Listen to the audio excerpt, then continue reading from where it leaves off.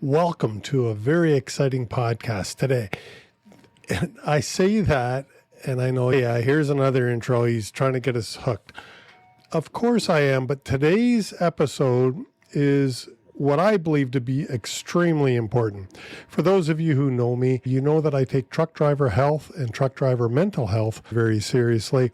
And today I'm really excited to have Daphne Montgomery from SleepSmart, because Daphne is going to be discussing today a health issue that is probably close to being a pandemic in the trucking industry.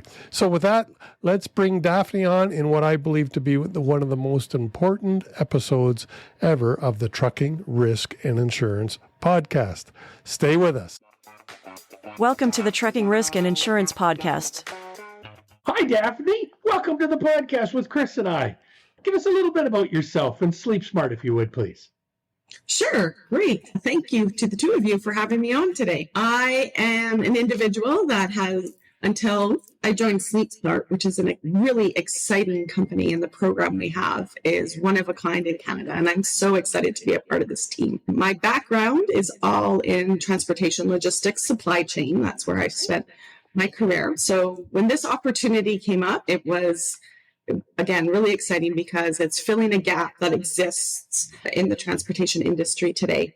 And it is a health and wellness program that helps to reinforce the continuous improvement within a safety culture of an organization. And yeah, as I've said repeatedly, I'm excited to be here today and talk about our program. Cool.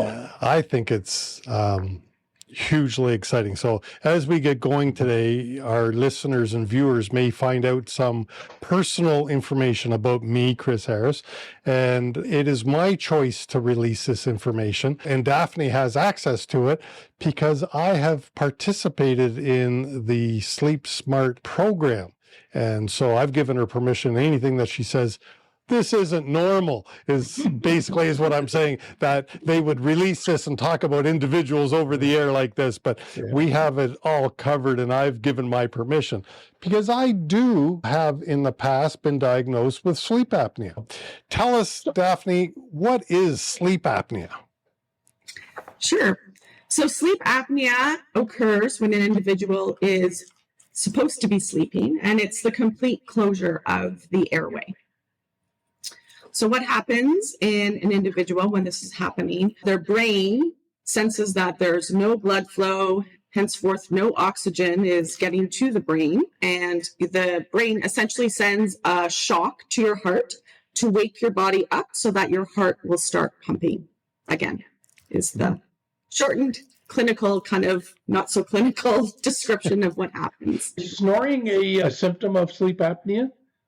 Yes, it is absolutely one of the most common symptoms of sleep apnea. I'm just wanting to clear a couple of things because every now and then my airway gets blocked, and it usually happens shortly after I start snoring. And I just wondered if this was true sleep apnea because my wife usually is the one that is restricting the airflow by putting her hands around my neck and going, "Will you shut up for Christ?" So I just wondered if her putting her hands around my throat would be a form of sleep apnea. I can't speak to that. Yes, when your airway closes, that is considered sleep apnea. Yeah. So depending on the individual and the severity level of their sleep apnea, this can happen hundreds of times throughout the night. Yeah, so you've already mentioned one of the most common symptoms, which is snoring, but other common symptoms would include daytime drowsiness, morning headaches because of the blocks for the amount of oxygen that was going to your brain. Those are a couple other very common symptoms. I actually heard of some people, I don't want to say in driving careers and whatnot, but other people of nodding off. And they say they got a good night's sleep, but it's evident they didn't. And in further studies that they went through, they found out that they had a form of sleep apnea or a sleep disorder and whatnot, which was causing them to nod off at the controls when you would think most people would be quite alert for that. Right. And that is the biggest challenge, particularly from a safety perspective, not only of the individual, but when we think of professional drivers, they spend a significant amount of time on the road comparative to those of us that have positions that were in an office more regularly and that sort of thing. So yeah, Drivers untreated and undiagnosed sleep apnea are in collisions at the rate of 5 times an individual that either doesn't have it, so a control, or somebody that has it and is being treated for their sleep apnea. Can you, Yes, 5 times the crash rate. Yeah. can you speak to some of the ways that you can trigger sleep apnea? Because specifically, I'm thinking back in my insurance days when I was about 25 pounds heavier, I could not drive from Windsor to Toronto after seeing a client without pulling over and having a little nap for 20 minutes because I was doing the head bobs. Holy shit, I can't make it. So I know obesity is one. And what are some of the other? BMI definitely is a contributor, but it doesn't tend to be the only contributor. So 1 in 4 Canadian adults has sleep apnea. And of the 1 in 4, approximately 80% of those individuals are undiagnosed. Wow. So Hold it, repeat that. What's the percentage of people that have sleep apnea that is undiagnosed? yeah, so approximately 1 in 4 individuals, Canadian adults, has sleep apnea. And of those, about 80% are undiagnosed. Wow. So that's a few million people walking around coma. Yeah. Is there any stats or data on whether that mix would be more males versus females or females more than males or anything like that? So there is research. So it definitely tends to afflict males more regularly than females. But that being said, there's absolutely females that are afflicted with. I've met a few. Yeah. And interesting enough, one of the things I agree with what you were saying earlier, that BMI can be one of the calculations and whatnot, but it's not the end all be all, because I've seen people who are as skinny as my finger who have had a sleep disorder of some sort, and they go, "You're not fat." Yeah. People contribute it to being overweight when that's not necessarily it at all. Yeah, I would agree. Yeah, like I said, BMI can be a contributing factor, but it is typically not the only factor that is contributing. So when we talk about your airway completely closing, if you think about it, as we age, just even the tautness in our muscles changes, right? It's not quite as firm as when we were 20. Our throat muscles, those are factors that contribute as well. So you're saying people, so far I've heard men more than women significantly, and older men more than older women significantly. And Johnny, what are we describing here?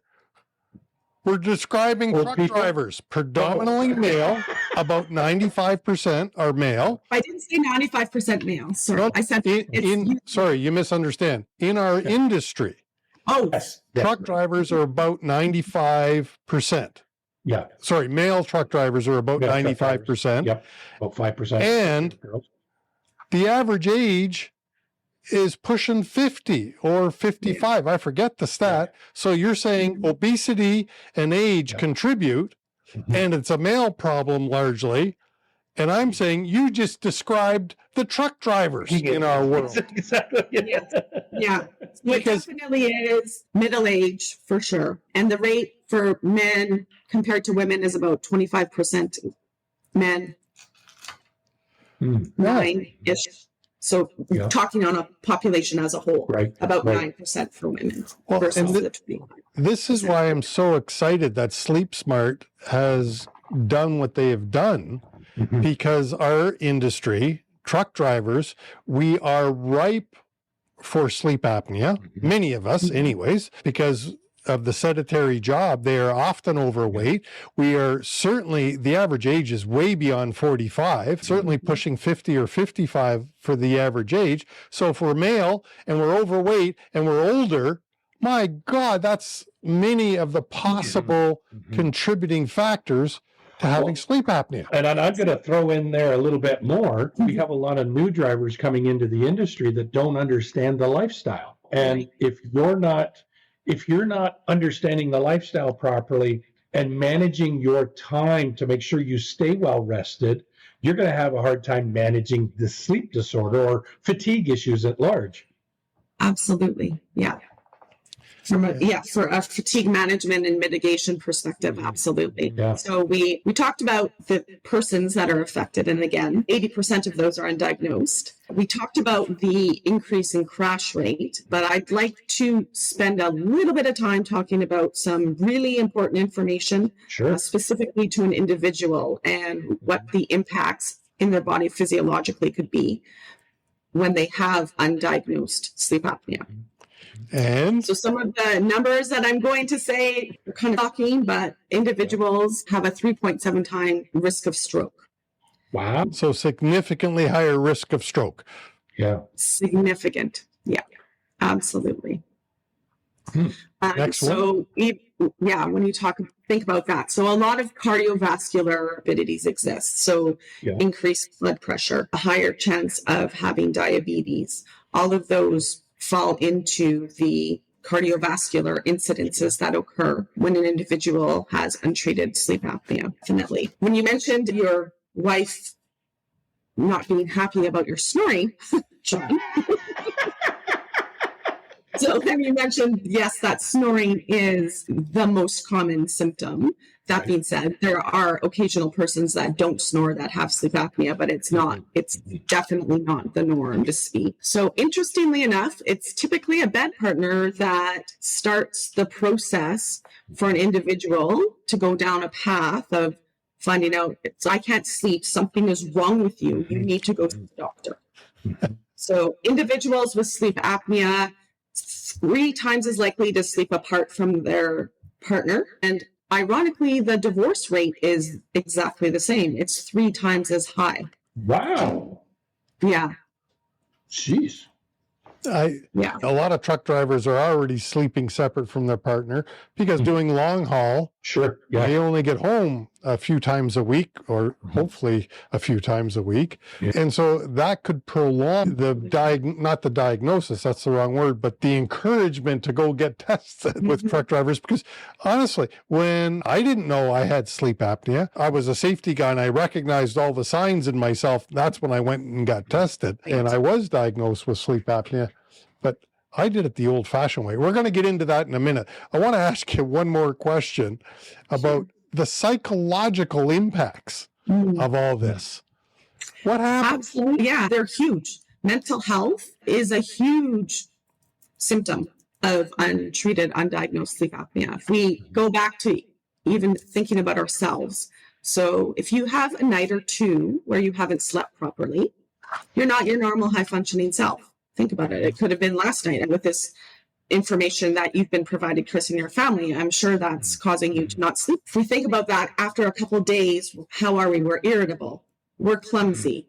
Our cognitive abilities are impacted. And then as that prolongs, so more than a night or two or a week, when we start moving into the more medium-term risks, so this is weeks and months of individuals not having proper quality and quantity of sleep. Again, we're moving into some of those cardiovascular issues that we talked about. High blood pressure, diabetes, risk of stroke, risk of cancer as well is significantly increased.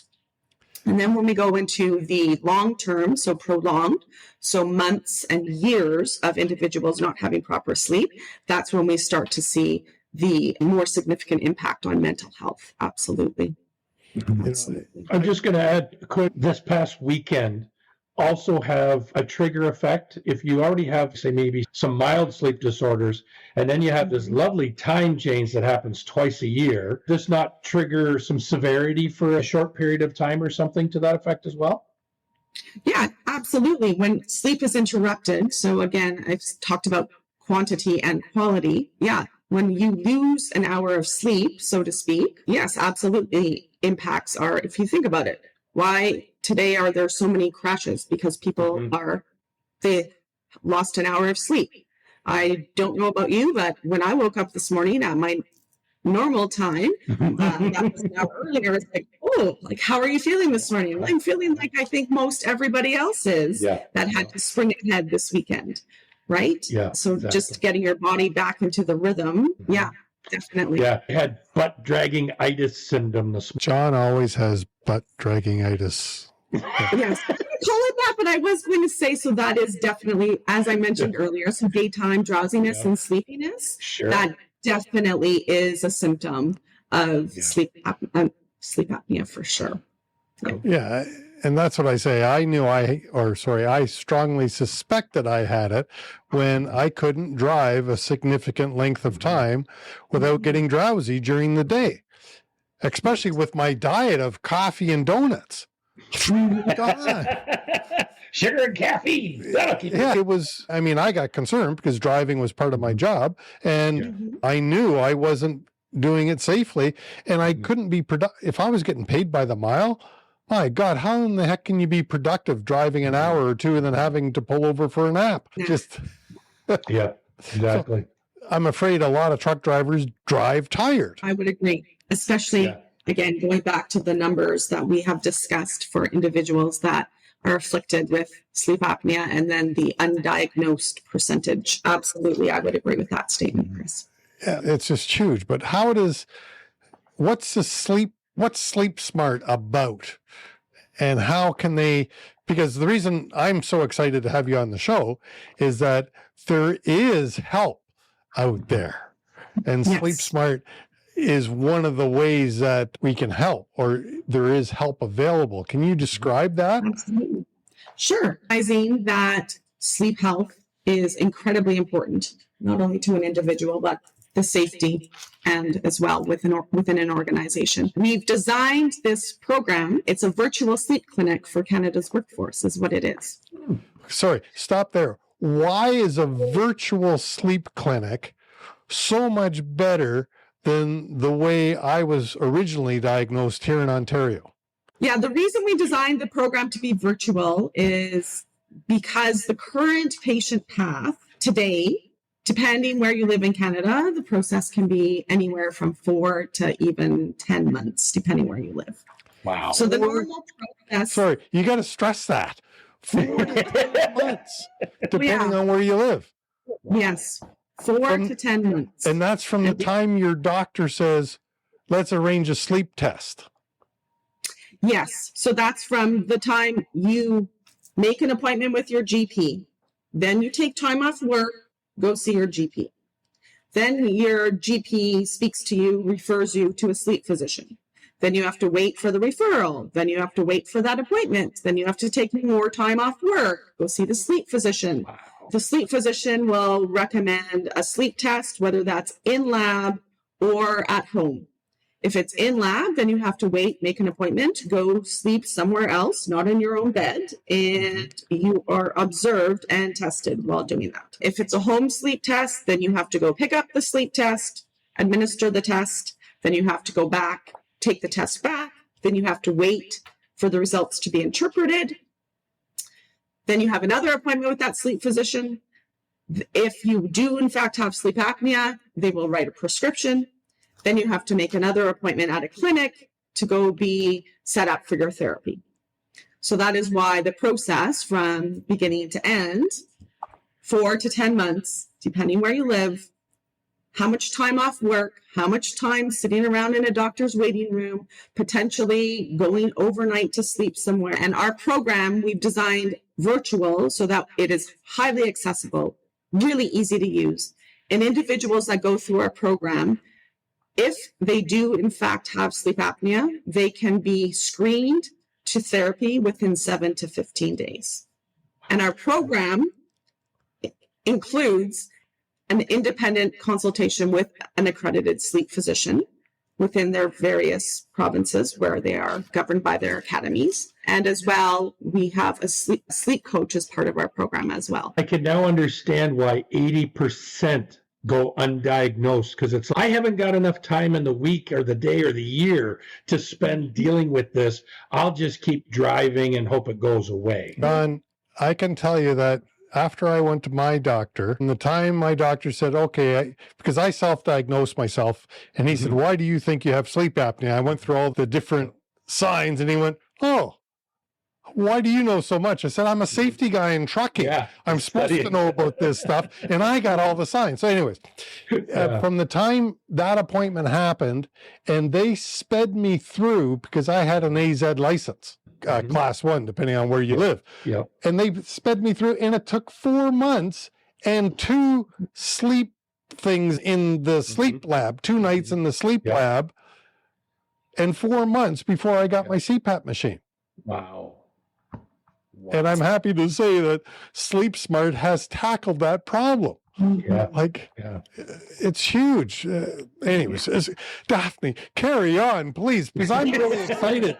No, I am. The way that we are able to eliminate all of this time, effort, time off work is the way that we've designed our program. So how our program works is an individual will fill out a screening questionnaire. It's a 9-question questionnaire. It takes about, 90 seconds. What would you say, Chris? How long did it take you to fill it out? I know it took me about 90 seconds to fill it out. For our listeners and viewers, I did get retested. So I went to a sleep clinic many years ago, about 10, and got diagnosed. And I happily lost some weight over the years. And so I begged Daphne to include me, even though when I did, 90 seconds, I would agree with you. It wasn't long. What did you say, 9 questions? Yes. Yeah, so it's not even many questions. They're pretty easy questions. So maybe 90 seconds. And I didn't trigger the, whatever you call it. What would you call it? A consult with a sleep coach is what I would call it. So, yeah. Depending how you answer your questions from a potential risk level. So in Chris's case, he came back low. So for all intents and purposes, for the way our program works, we would want every employee within an organization to take this 90-second questionnaire. Those individuals that fall into the low risk category, for all intents and purposes, they've completed their part of our program. Cool. Individuals that fall into a medium to high risk potential for sleep apnea will be prompted to book a virtual consult with a sleep coach, so a respiratory therapist. And then you will meet with that individual, go over your results of the questionnaire that you completed. And then if the sleep coach thinks that a home sleep study would be required, one will be sent to your home. They'll go through how you administer it. And maybe at this point, Chris, I'll let you jump in and talk about how easy it was for you to administer the home sleep test. I thought it was funny, a couple of things. First of all, the box is like tiny. If anybody's been through an actual sleep study, I'll put a picture on here of me, the original time I went for my sleep study. But look at this. It is nothing more than, it's a little bit bigger than my watch. And there is one pad that goes somewhere, I forget exactly, but the instructions were quite clear where to put the pad, just one. And I emphasize that. And then we have a little, I don't know, what do you call this? A finger coat? No, but yeah. The clip, it's not even a clip. I don't know what the proper medical term is for that. I know it's an oxygen sensor, and you put it on a finger. Anyways, this is it. 3 lousy pieces compared to the picture I just posted. And I'm happy to say my results came back that I no longer have sleep apnea. And I attribute that mostly to losing a bit of weight, because I'm down about 25 pounds from when I had sleep apnea. I bet you eat better. Sometimes. I'm married to an Italian, so that pasta tastes good, but it's not good for my waistline. Nothing like the 2-for-1 hot dogs I had for lunch today. Yeah, but that's it. Look at it's Could that device, can it be used more than once? That is, no, it's a one-time use device. Oh, is it? Okay. I'm laughing because I emailed Daphne. I said, Daphne, I didn't get the return address. Where do I send this thing back? Yeah. And she said, no, it's a one-time use. I'm like, oh, shoot.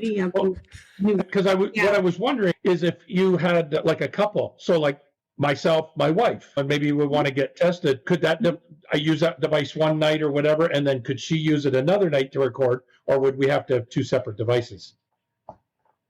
You know what? I have not been asked that question. So I know it's a single use because we send them to somebody, and then once you wake up, you press complete and the data is uploaded to be interpreted the sleep physician. So I will need to get back to you because I am not sure that it can be used again for an individual in the same household. That's a great question. The only thing you would have to do is a new sticky pad for the part that goes here is what I'm thinking, because everything else. But and I did leave out one component. You do download a cell phone app, and I know it's available on both Android and iPhone. So you download the app, you Bluetooth it to the device I showed you, and that's how the information gets back to SleepSmart for analysis. And then what happens? Once you get the analysis, tell us what happens, or you can speak specifically of my case. And I repeat, she's not disclosing anything that I haven't given her permission to publicly disclose if she goes there. Right. So yes, the process would be the same as what you experienced, Chris. So once you have completed the home sleep test, you will have a consult with the sleep coach. So it will be, again, after the questionnaire, you would have met with a sleep coach. The sleep coach, after the home sleep test, will go through the results. And again, if the results indicate that there is sleep apnea is present, or anything else, then there will be a virtual consult with an independent sleep physician. That individual, if they think that you need a prescription, they will, in conjunction with your GP, you'll receive a prescription for therapy. And then you'll go back to that sleep coach, and that sleep coach will work with you to be set up on the proper therapy that you require. And again, depending on the way an individual's face structure is, which masks will be the most effective for that individual. And then as well, that sleep coach will be checking in with you at 2 weeks and 4 weeks. That being said, if you need help on day 2, that sleep coach is available for you for the lifetime that you're in the program as well. Cool. Yes. So to recap, instead of waiting 4 to 10 months for your physician to send you and get tested and all that kind of, you can do it in about a week. Yes, 7 to 15 days. Yeah. Wow. You're saving lives is what it comes down to. And it's very easy. Like I could do it in the truck if that were the case, or if I'm home that weekend, I could do it at home, wherever your most comfortable spot is. Sign up for it, do the online questionnaire, find out what next steps we need to do. And if we need to, you ship that device to home and I throw it in the truck with me, I load the app and away I go. Yes. So I might be getting ahead of myself here, but I'm just curious, if a motor carrier is interested in doing something like this with all their drivers and stuff, what kind of, I'm not looking for an exact number, but what kind of ballpark fees would we be looking at for an individual basis or something? Like, how does that work? Or is it based on certain stages? No, so there are, definitely from a program administration fee, depending on the size of an organization, it's a tiered pricing system, but it's incredibly minimal, minimal, depending on the size of an organization. So in other words, reach out to Daphne. No, that's fair. Because depending on the size of the fleet and everything else, it's complicated. Reach out to Daphne. She'll walk you through. You don't pay anything to reach out to Daphne, so you get all the information. Is that? Yeah, and I am. So the home sleep test, that has a $199 fee associated with it.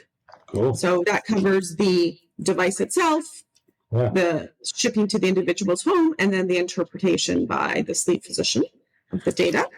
That's included in that fee. And depending on an organization's health benefit plan, that may or may not be covered. And then the actual therapy setup itself, again, specific to the benefit plan that organization uses, but 70 to 100% of therapy will typically be covered. And that includes the setup itself initially, and then the replenishment supplies for the lifetime. So another great feature of our program, twofold, is there's preferred pricing as well. So individuals that have undiagnosed and untreated sleep apnea utilize a company's healthcare benefits at 2.1 times the rate of an individual that either doesn't have sleep apnea or has sleep apnea and is being treated. The benefit utilization that an organization is significant depending on the number of employees within your organization from a bottom line perspective. The program there's preferred pricing. So for the lifetime that an individual is on the program, and this applies to any individuals that already might be on therapy. So again, depending on the size of your organization, immediately savings will be noticed as a result of our program. And you brought up a good point about a spouse. So if you do have a partner that is utilizing that organization's benefits as well, that discount too applies. Sure. And I was just saying here, one of the biggest things here, regardless of your health benefits program, and I've had this from several people, Chris as well, my one employee, a very good friend of mine, and another friend of mine have all had sleep apnea, and they're all on, other than Chris now, he's cured, I have to admit. But these guys are still using machine. And I have to admit, one of the things that's been huge to them is lifestyle. It has changed their lifestyle. Their life has changed. So to me, regardless of the health plan program, the health benefits are huge. And I love the fact that this program is not invasive. Yeah. John, one of the reasons I think I don't have sleep apnea anymore is because I used a CPAP machine. Yeah. Because before being diagnosed, I was tired. I never wanted to work out. I didn't have the discipline to eat properly, to do a little workout, to go for a walk. But after I started getting 8, 7, 6 hours of real restful sleep, all of a sudden I did have a little more energy, and it's easier to be disciplined when you're not bloody tired all the time. Yes. And it's easier to go for a walk and do some of the things they should be doing. It's just, life became better for me after I got on my CPAP machine. And I really believe that is one of the ways I was able to lose some weight. And I'm happy to say I don't need it anymore, but I got to keep the weight off, I believe. Sure. And I may need it again as I continue to age, because who knows? But you do bring up a good point, Chris, and it's something that I too recommend with organizations with whom we partner. Exactly that. Our health changes as we age. So today, when you did the quick questionnaire in 90 seconds, I do recommend that something that's completed annually or every 2 years, because again, your health does change as you age. It might not be something today, but it could be down the line.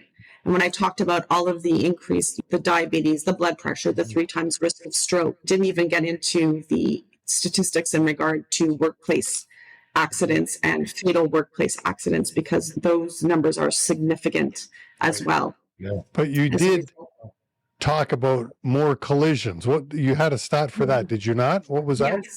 5 times the rate of an individual. So 5 times the crash rate. It is that significant. If a trucking safety department wants to help reduce their crashes, they should look. This is one of the many things that you should be looking at. So, Daphne, as we wrap this show up.